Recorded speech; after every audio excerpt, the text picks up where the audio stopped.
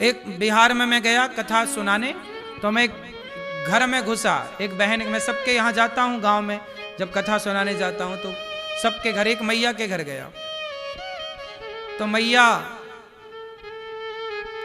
उसके बच्चे थे छोटे छोटे 2, बोली गुरुजी मेरा पति दिल्ली से लौटा है 9 महीने बाद, लगभग 9 महीने बताए थे, पुरानी बात हो गई। बोले 9 महीने बाद आया है। मैंने कहा कि 9 महीने बाद आया है तो बच्चों के लिए क्या लाया, और क्या कुछ, ये घर, तुम, घास की झोपड़ी थी उनकी, मैंने कहा पैसे लाए होंगे तो अपने लिए एक छोटा सा घर बनवा लेना, छत डलवा लेना। बोलिए गुरुजी 9 महीने बाद पति आया है, 1 रुपए नहीं लाया।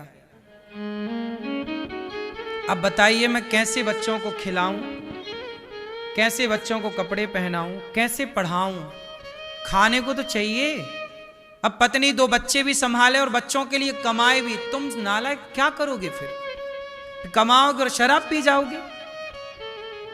9 महीने बाद लौटा है, यदि 10,000 रुपये महीना भी कमा रहा है तो 9 महीने का 90,000 हुआ, क्यों जी, 10 के हिसाब से 90,000 रुपये में भी 90,000 भी घर लाता, चलो थोड़ा बहुत खर्चा करता, 80,000 भी लाता, 70,000, तो 70,000 में 1 साल में दीवारें खड़ी कर लेता, अगले साल के 70,000 की कमाई में छत डाल लेता, छोटा घर हो जाता। लेकिन जब करोगे तो सब होएगा, और सारा पैसा तुमने कमाया उड़ा दिया, समझदार काहे के हो? पत्नियों पे बड़ा संकट है, शराबियों की, शराब पीने वाले की पत्नी को तो यही नरक मिलता है। शराब पीने वालों की पत्नियां तो नरक में है। नरक क्या होता है शराब पीने वालों की पत्नियों से पूछ लो।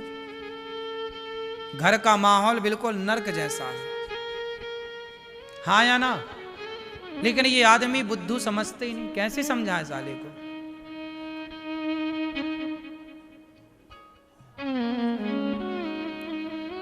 अरे 2 पैसे कमाओ, अपने लिए बच्चों को पढ़ाओ लिखाओ, अपने लिए घर बनवाओ, अच्छी जिंदगी जी लो। शराब पी के क्या सुअरों की तरह तुम पड़े हो गंदी नालियों में, क्या समझदारी है? परिवार, शादी, एक तो शादी ना करो, फिर शराब पीने वालों का शादी ना करो, इसलिए कह दो छोरियों का ब्याह शराबियों से ना कर देना, बर्बाद हो जाएगी जिंदगी। 1 नंबर के नालायक होते हैं ये लोग, निकम्मे।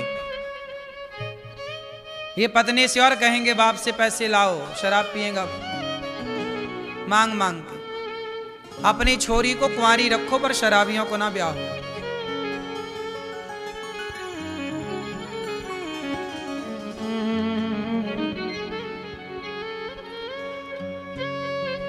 शराब पीने के बाद उसे फिर कोई नहीं दिखता, ना माँ ना बाप ना पत्नी ना बच्चे।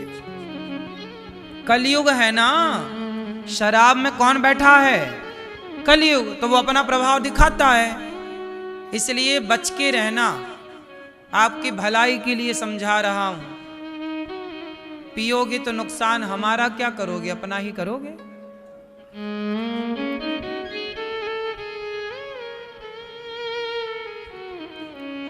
कलयुग का पहला ठिकाना जुआ, शराब, फिर स्त्रियां, पर नारी, पैनी छुरी, 3 तरफ से खाए, धन हरे यौवन हरे, घोर नरक ले जाए। पराई नारी और पराए पुरुष से भी बच के रहना। किससे बच के रहना? पराई नारी पराए पुरुष। आजकल पराई नारी पराए पुरुष का भी बड़ा जलवा है।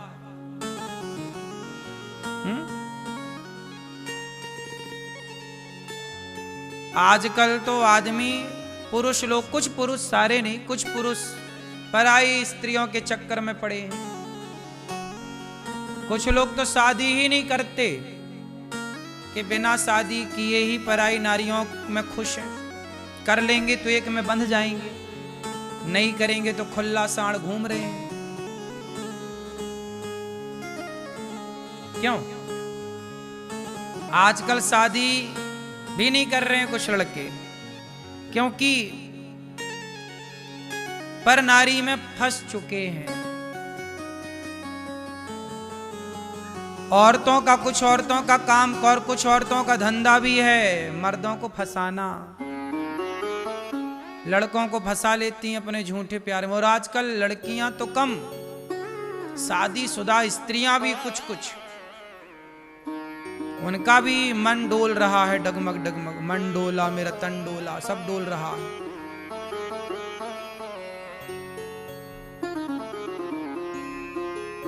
जिंदगी बर्बाद है। इसलिए कहता हूं इस सारी बुराइयों से बचाना आज के जमाने में ये सबसे बड़ी चुनौती है। बच्चे बच जाएं तो बड़ी कृपा है ईश्वर से। रोज सत्संग सुनाओ बच्चों को, रोज अच्छी बातें सुनाओ, रोज कहो बेटा ये बुराई है, रोज बताओ अपनी बेटी को अपने बेटे को। बड़ा कठिन है इन सबसे बचाना। पराई स्त्री के चक्कर में लोग बर्बाद हो गए, नाश कर लिया अपना। आप बच के रहना, अपनी पत्नी में खुश रहो, अपने पति में खुश रहो, वरना कलयुग खोपड़ी।